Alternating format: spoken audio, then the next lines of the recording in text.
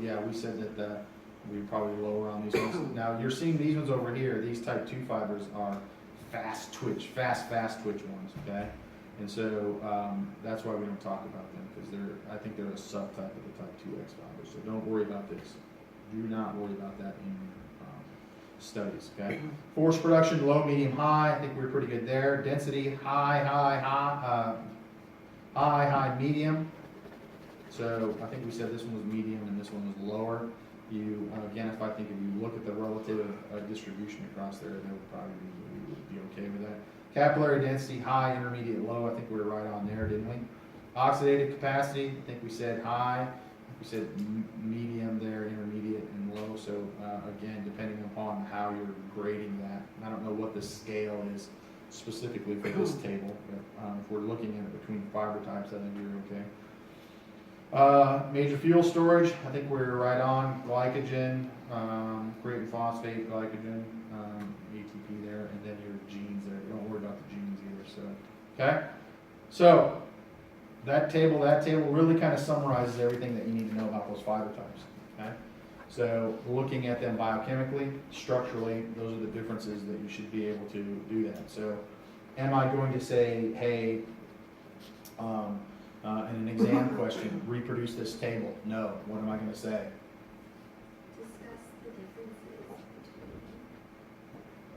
Discuss the differences between fiber types, and then I'm going to assign a point value. So how many points should you talk about if I have 15 points and there's 16, 18 points? Divide by 3, and so then you have 6 different talking points that you should be able to identify. How about you say, discuss the difference between contraction time, size of motor neuron, resistance to fatigue, activity, support, and maximum duration. How about I don't? How about you just come up with some things? Yeah, so you just said them all. Why don't you just do all those things? See how that works? That's accumulation of knowledge. The fact that you know all of some of these characteristics means that you're acquiring knowledge. If I have the table there, what I would do is I'd put the table in probably reverse order. Because of that, I would probably put the type 1 fiber here and put them in different order. And I know for a fact, because it's happened before, because I used to do that, to have the table there. People did not read the column things, they just memorized what it was on the notes and went down, and it said type 2X here and type 1 over here, and they got them backwards. They got them backwards, and I counted every single point off. So now I don't do that. Now I say, synthesize something for me. Tell me what you think about this. Don't tell me what I think. I know a lot about this. So, I want to know what you know about it. Okay? Fast twitch fibers, 4 characteristics. Okay? High capability for electrochemical transmission of action potentials. Fast. Okay? High myosin ATP activity. Fast. Rapid calcium release. Fast. High rate of cross-bridge turnover. Fast. Okay? If you can do all of these things, you're probably going to have a fast contraction, right? If you have a breakdown in one of those, is it going to slow down the ability to have a fast contraction? Yeah. You can have these 3 right here be fast as all get out. But if you don't have this, guess what? Probably not going to be a fast contraction. Same could be said is, you don't have, this could be fast. Here you take rapid calcium out. Then all of a sudden, what do you got? Okay? Slow down to maybe a slow twitch. Huge cascade there to make sure that you have fast twitch fibers acting like fast twitch fibers. Okay? And if you have a breakdown or something's wrong with that, that's probably going to affect your ability to do that. So, same could be said with slow twitch fibers. Okay? Anything that you have that is problematic over here, specifically one of the things that's studied at the university or at the Institute for Exercise and Environmental Medicine is specifically this, mitochondrial density. And not density, but mitochondrial function. And so if you think about that, if 50% of our fibers are predominantly slow twitch fibers, if we're talking about non-athletes, normal people, and you have a mitochondrial disorder that doesn't allow your mitochondria to aerobically produce ATP, is that going to have a profound effect on anything that you do with regards to life?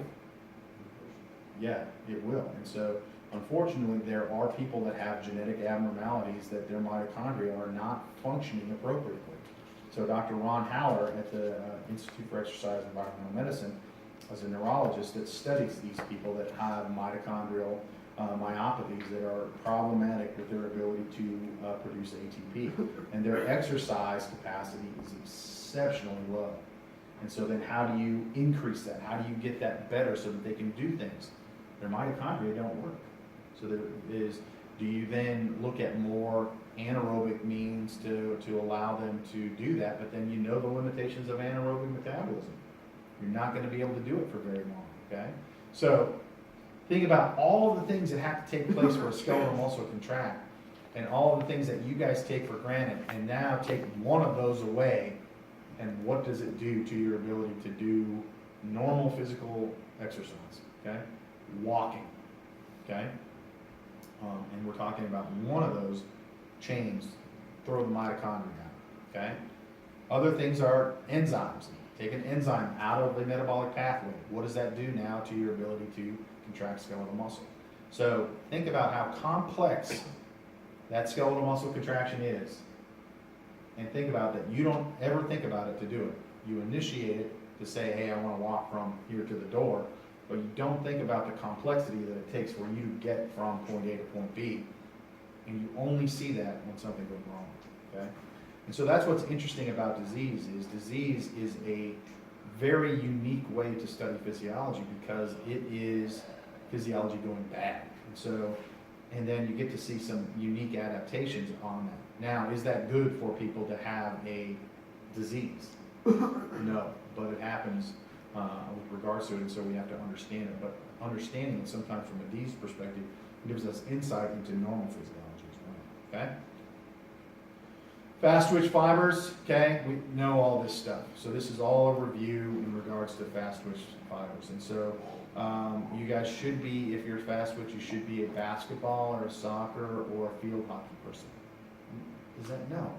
So should you be able to do that? So with regards to the, if I fiber typed you, should I say, Lance, we fiber typed you, you're 2X, you're only now going to do sprint stuff in your athlete. We're not going to let you do anything you enjoy. So let's say you enjoy playing soccer. You're not a soccer player, dude. You are genetically, we've defined you as a sprinter. So what's your favorite sport, Carmen? Something to do with Russia. You can't play soccer, Carmen. You don't have the genetic phenotype to play soccer. You are now a cross-country runner. You will be a cross-country runner for the rest of your life. Good, thank you. Austin? Rugby? I'm sorry, sir, but genetically we feel like you should be probably a shot putter. You're not going to play rugby anymore. You're going to do well in the shot put. Wendy, we think you're going to be an elite cyclist, so that's all you can do now from now on, is be an elite cyclist, okay? So should we be able to take this information and pigeonhole people into those categories? You know what they probably do, like in China? Maybe Russia, something like that. You're exactly right. So, that's probably what happens with that is you're going to have that people are going to tell you not to do that. Now, some of the things that they're doing, some of those things, the Australian Institute of Sport has this talent identification program where they try to identify people that are going to be good, let's say track cyclists, good road cyclists, things like that, and they try to get, they don't try to say you're this and you're this, but they'll say, hey, we think that you would be really good at this, let's give it a try and get you excited about it, and if you can give somebody success in it, typically that's what's going to happen with it, okay? So again, these are all things that we've already talked about just in regards to the characteristics, okay? So they're listed in those tables, so there's no need for us to go over it very quickly. So any questions about those characteristics? Okay? Again, I think you guys did a really good job of identifying them on the table, okay? We were correct on most things that we talked about in that table, okay? So the next thing that we're going to talk about is force-velocity relationship, okay? So at any absolute force, the speed of movement is greater in a muscle with higher percent of fast twitch fibers. We've seen that, right? And so the maximal velocity of shortening is greatest at the lowest force. The maximum velocity of shortening is greatest at the lowest force. What does that mean? Means you have the least amount of resistance you can contract Okay, faster.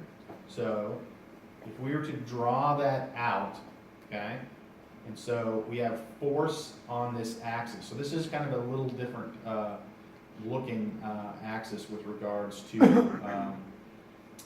something that we've seen. So we're now working on two sides of the y-axis. The y-axis going down the middle is force in grams, okay? So that's this, 0.2 to 0.6 is what we're looking at right there, okay? And so at 0 velocity, so nothing's changing there velocity-wise, this would be considered isometric right there, okay? So your maximal isometric force would be that point where the maximal force that you can generate without any movement, lengthening or shortening of the muscle fiber would be considered isometric, okay? So we'll start with that point, okay? And let's look at the shortening of concentric, okay? So velocity of shortening, if it's fast, what do you notice? We're out here, 0.8 meters per second. What do you notice about force? It's low. It's low, okay?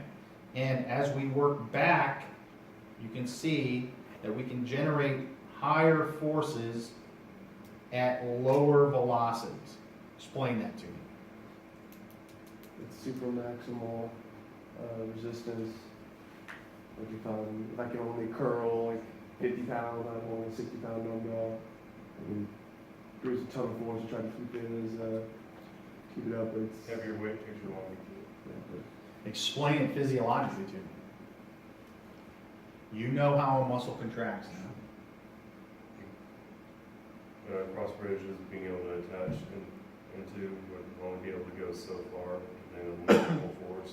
So it take more cross bridge cycling to have a greater amount of force to have to fight against it concentrically.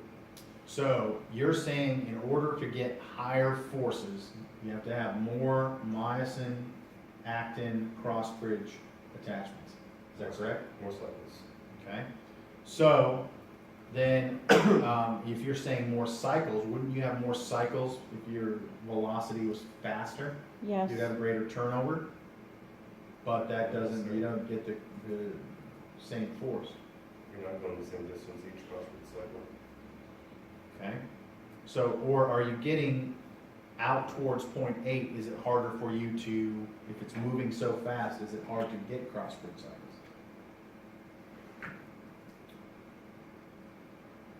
So think about this. You guys had bikes when you were kids, right? Yeah.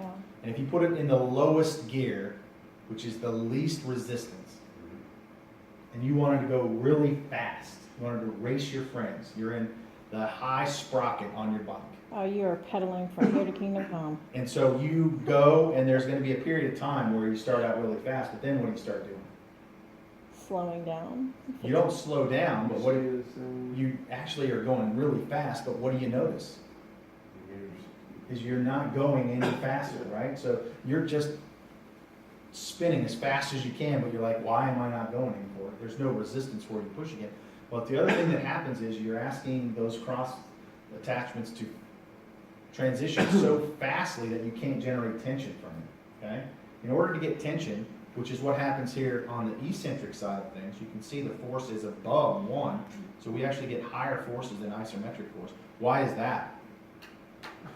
What's that again? So this, let's say this right here, is you're getting maximum force out here, but why is eccentrically can you produce more force than concentrically? Fighting against the attachments you already have. And so what are you doing with an eccentric contraction? You have your cross bridges attached, right? And you're trying to lengthen it, and so then they break off. There's not a lot of cycling going on there with regards to that as it goes down. So you have more attachments that are added here. As you get faster here in the concentric one is there's cycling so fast that it's hard to generate tension with that because of that turnover.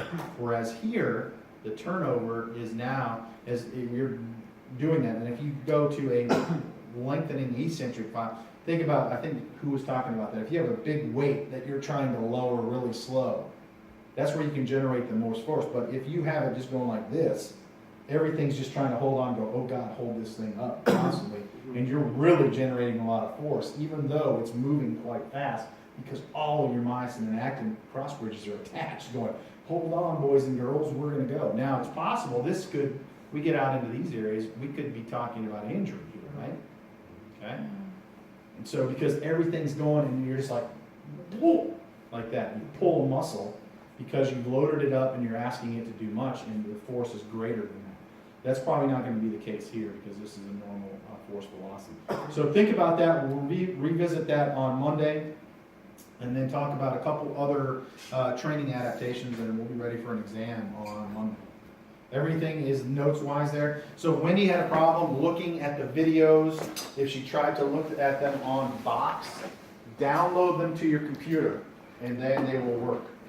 I think the limitation is not being able to play is the Box. Are they uploaded on Canvas?